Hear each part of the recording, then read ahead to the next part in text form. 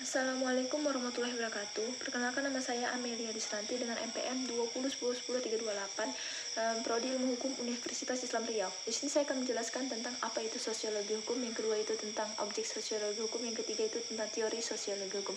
Dan di sini saya akan menjelaskan yang pertama, sosiologi hukum itu tidak dapat dijabarkan. Kenapa? Menurut pendapat ahli Suryanus Sukanto itu berpendapat bahwa sosiologi hukum itu adalah cabang ilmu pengetahuan yang secara empiris menganalisis hubungan timbal balik antara hukum dengan gejala-gejala hukum lainnya. Maksudnya di situ ada 3 kata kunci yang menghubungkan timbal balik antara ilmu hukum dengan gejala-gejala lainnya, gitu. Berbeda dengan pendapat Profesor Sucipto Soeharjo, itu berpendapat bahwa cabang ilmu pengetahuan, sosiologi hukum adalah cabang ilmu pengetahuan yang mempelajari, yang berkawan antara ilmu yang mempelajari tentang pola pikir perilaku masyarakat antar manusia, sosiologi hukum gitu, yang antara interaksi antar manusia. Jadi sosiologi itu berasal dari 2 kata, yaitu sosius yang artinya kawan dan logos yaitu yang artinya ilmu. Jadi kalau kita gabungkan antara 2 kata itu adalah sosiologi itu adalah ilmu yang mempelajari tentang berkawan atau ilmu yang mempelajari tentang interaksi antar manusia, sosiologi hukum gitu. Nah, di sini saya akan menjelaskan tentang objek sosiologi hukum. Menurut pandangan beliau, yaitu Suryanus Sukanto, ada 6.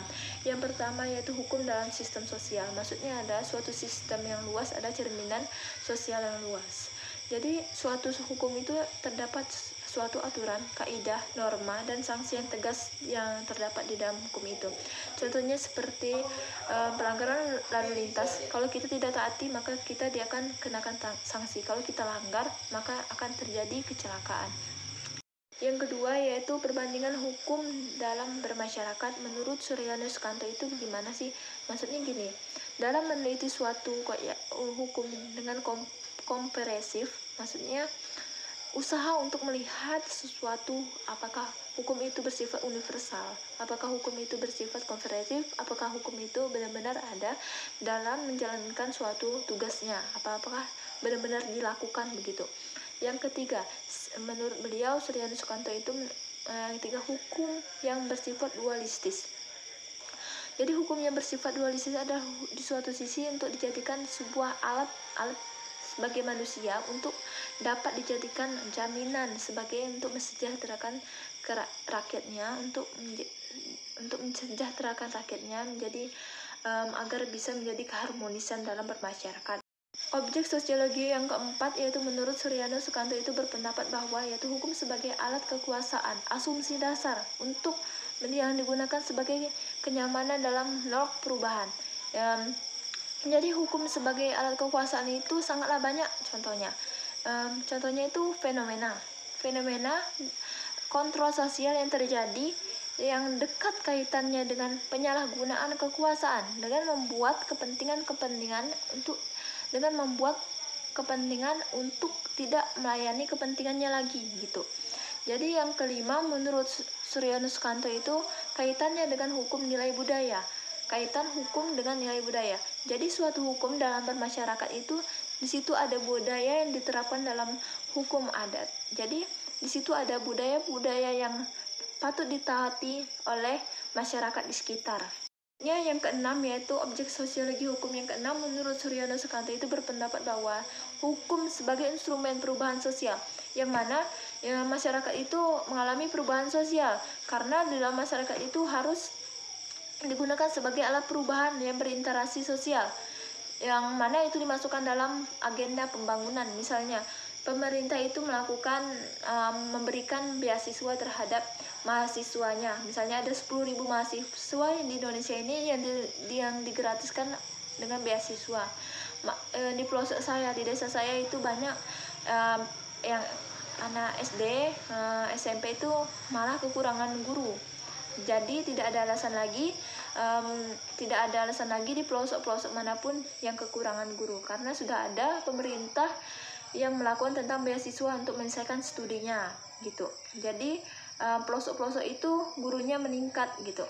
Selanjutnya di sini saya akan menjelaskan yaitu bagian yang ketiga, yaitu teori kedaulatan sosiologi hukum. Ada 4, yaitu pertama itu teori kedaulatan Tuhan, yang kedua itu teori kepentingan masyarakat, yang ketiga itu teori kedaulatan negara, yang keempat itu teori kedaulatan Tuhan.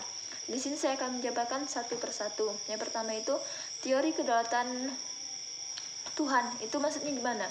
Bahwa negara itu memiliki kekuasaan yang tertinggi, yang dianggap mewakili Tuhan, yang bisa menyampaikan amanahnya, yang harus dijaga, yang harus dijalankan sesuai amanahnya. Kalau menurut orang Islam, itu yang kita percaya itu Al-Quran dan hadis.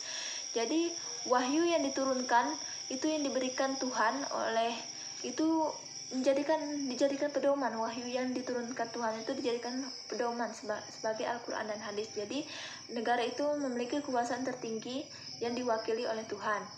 Teori yang kedua yaitu adalah teori kepentingan masyarakat. Itu maksudnya gimana? Teori kepentingan masyarakat itu yang dipelopori oleh Gugut Digrot, itu menyatakan bahwa kita itu harus tunduk kepada hukum, dan dia berjanji terhadap aturan hukum itu merupakan perjanjian dari masyarakat.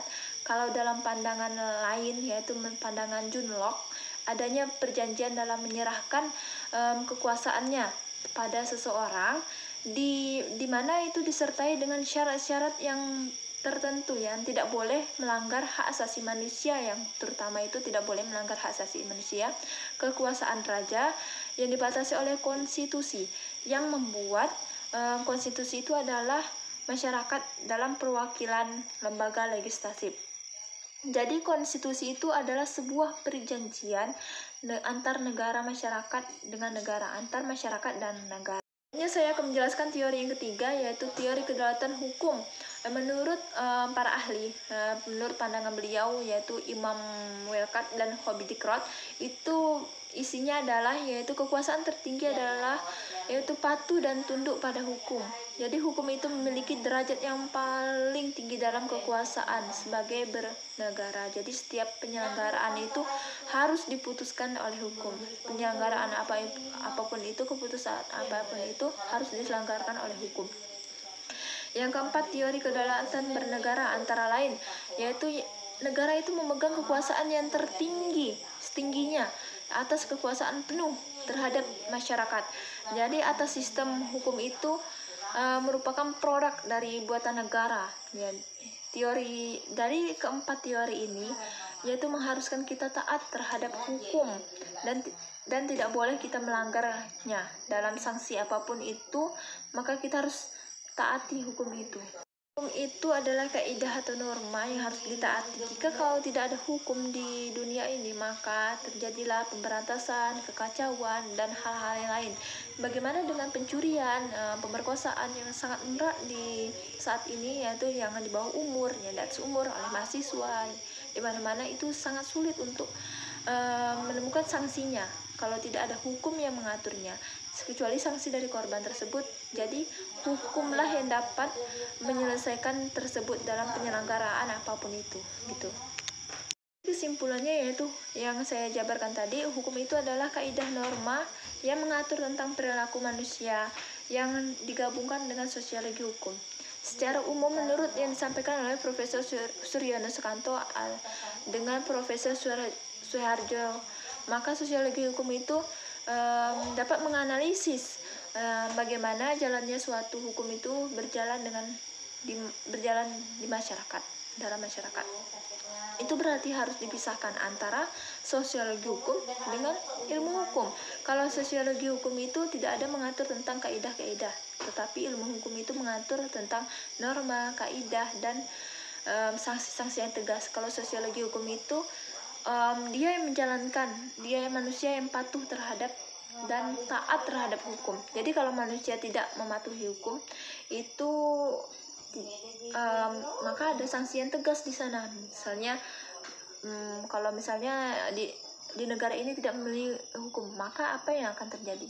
Ya kekacauan lah yang akan terjadi di muka bumi ini. Jadi negara tidak ada negara yang tidak memiliki hukum. Susah kalau jika negara tidak memiliki hukum. Contohnya pencurian, pelecehan seksual yang merak ini nih. Jadi sulit untuk menemukan sanksinya kecuali sanksi korban tersebut. Jadi harus memiliki hukum.